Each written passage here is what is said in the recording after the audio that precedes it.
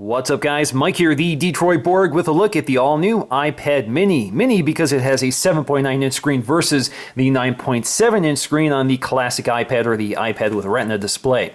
Now, this is available for $329, starting at $329 for 16-gig Wi-Fi models, and you can go up to 32 or 64 gig. You just have to add $100 for each increment above that. You can also add 4G LTE connectivity to this for another $130. This is available in two colors, so we have the white and silver versus the black and slate. So we're going to look at both of them in this video and see which one you like best. Now, the versions I have here are the basic standard Wi-Fi versions. These do not have 4G LTE. Those are shipping at mid-November, so I can't review that yet, but I do have one in order, so stay tuned for that video and we can take a look at them.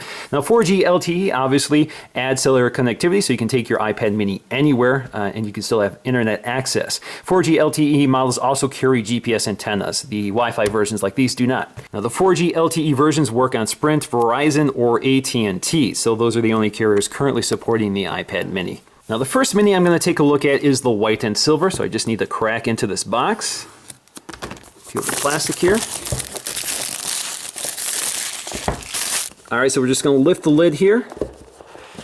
And there is the iPad Mini. We have a little tab here to lift it up. So underneath are all the accessories, and we'll take a look at this in great detail in just a minute. So here we have our literature packet designed by Apple in California. So we crack this open, we shall find a quick start guide, which basically tells you about the buttons and controls as well as the ports. We also have our Apple info or iPad info, which includes warranty and licensing information, and we also have our Apple stickers. Now, below that, we'll find our Lightning to USB cable here. Again, that smaller USB cable, which is also available on the iPhone 5, the iPod Touch 5th generation, the new 4th generation iPad with Retina display. Also inside is our familiar 5-watt power adapter, which ships with iPhones. So the iPad Mini does without that 12-watt adapter, which you need for the 4th generation iPad with Retina display. Now, onto the iPad Mini. We just need to peel off this wrapper here. Slide it out, and we can take a close look around. So on the back, we have that nice anodized raw aluminum, in this case on the white and silver version. So we have the iPad logo. We have the Apple logo, which is polished into the metal. Very nice detail, just like the iPhone 5.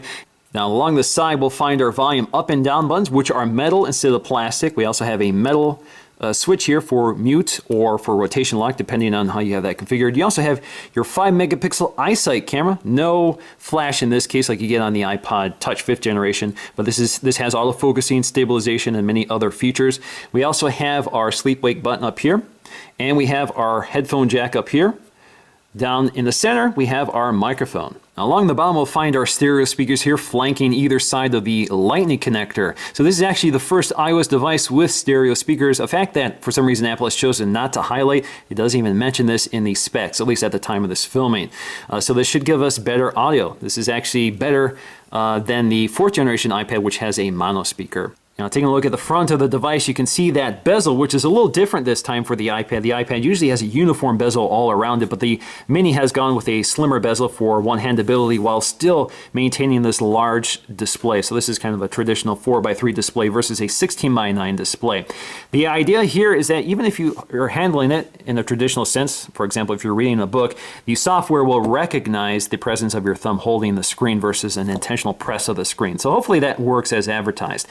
Along the bottom, we'll find our home button, which is pretty familiar, and along the side, you notice that polished chamfer, which looks very nice, especially on a larger device like this. We've seen this on the iPhone, the iPod Touch 5th generation, but it looks really nice here, and they've really paid a lot of attention to the fact that this bezel perfectly meets up with the glass, so it's a very nice seamless design.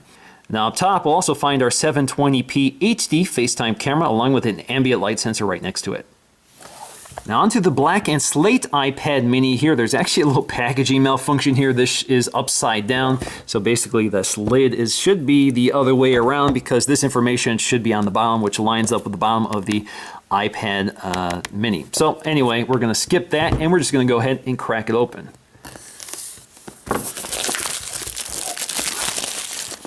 Alrighty, so lift the lid. Alrighty, so there it is. We have a little tab here to lift it up. I'm going to set this aside for just a minute. Again, we have our 5-watt power adapter, our literature, as well as our lightning connector. So we know that from the last unboxing. So let's get to what differs, which is the black and slate. So let's just pull this tab here. Always a satisfying sound. And on the back you see that beautiful anodized finish. You can see it kind of has a bluish tint to it. It's not just black, so they call it slate because of that. It kind of has a stone color, very sharp. So taking a look at the back panel, you can see our Apple logo is polished into the metal. So you can see it's not just an insert or sticker over the metal, it's actually polished into it, very nice. On the bottom, again, we'll find our stereo speakers along with a lightning connector, which actually is color matched to the body. On the side, we'll find our mellow buttons here, so our volume up and down button, as well as our rotation lock or mute switch. We have our camera, our 5 megapixel camera, along with our sleep wake button up here, our microphone, and our headphone jack with the colored inserts. Along the front, we'll find our home button along with that beautiful chamfer, which is again polished to a mirror finish and again kind of seamlessly matches up with the glass panel. Now comparing the colors side by side, you can see the classic difference between the black and white versions of the Apple iPad. The white version shows off the border between the screen and the rest of the iPad. It also shows off the cutouts for the camera as well as ambient light sensor. Now the black version looks very monolithic, so you don't really see any of those details unless the screen is turned on. Now along the back, you can see a big difference here as well. So the anodized finish here is sort of a coating on the aluminum, while the white version is raw aluminum. So it's pretty much the raw material. So even if you look at the polished Apple logo, you can see it's pretty much a mirror. This is a little smokier in terms of its reflection. Now, if you look really closely, you can see that they've color matched everything, even the ring around the camera, the metal buttons, and the sleep wake button.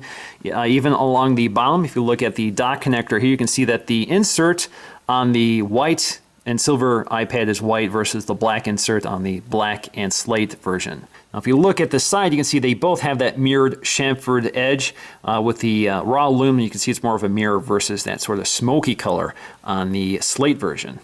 Now, even the headphone jack also has a white insert versus the black insert on the black iPad. Even the microphone grill here is silver versus black, and you can see the sleep wake button.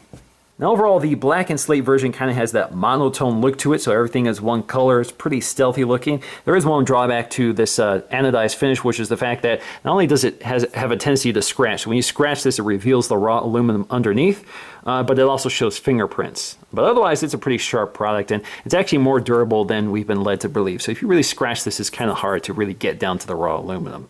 Now, the white and silver version looks pretty nice. Again, this is that raw aluminum, so if you scratch this, you're less likely to notice it because it won't reveal a different color underneath because it's pretty much the color of the metal. And I really like the fact that we have that mirrored chamfered edge. It's a really beautiful design detail, but of course you're probably going to cover it up with the case, but still it looks very sharp. Now quickly taking a look at the iPad, I've booted it up here. We can set it up really quickly. All right, so we're done setting up our iPad mini, pretty quick and simple. Now the iPad mini does feature Siri, so we can test that out. What's the weather like in Rochester? Okay, here's the weather for Rochester through Wednesday. Where is the nearest Apple store? I found 7 Apple stores. They're pretty far from Rochester. Now the iPad mini has that 7.9-inch display with a screen resolution of 1024 by 768, which is good for 163 ppi. That's much less than the 265 or 64 of the iPad 4th generation or the iPad Retina display. But the display still looks pretty high quality. It is pretty close to the surface of the glass, so you don't get a lot of glare or refraction. So it still looks like a high quality display, but you can definitely notice some pixels. So if you look really close up, you can see there is some noticeable pixelation, but it's still a pretty good looking display. Now this is powered by an A5 dual-core processor. This also has half a gig of RAM, so this is kind of last generation specs. So this is pretty much mirroring the iPad 2 specs or the iPod Touch 5th generation specs. Now in case you're wondering about this camera, it does not have the panorama or HDR features which are available on the iPod Touch 5th generation. So you can see basically have grid, and that's about all. Now just to show you the size comparison between the mini and the standard size iPad, you can see it is much smaller. So we have a smaller bezel as well as a smaller screen, but you maintain that same aspect ratio. So all the apps and basically the operating system is the same. You even have multitasking gestures just like on the iPad 2 and the iPad 4th generation. Now if we add an iPhone to the mix, you can see we get a little more reference here. Now the iPad mini is pretty lightweight. It actually weighs less than half of the iPad 5th generation. It definitely notices, that's the first thing you're going to notice when you handle this device.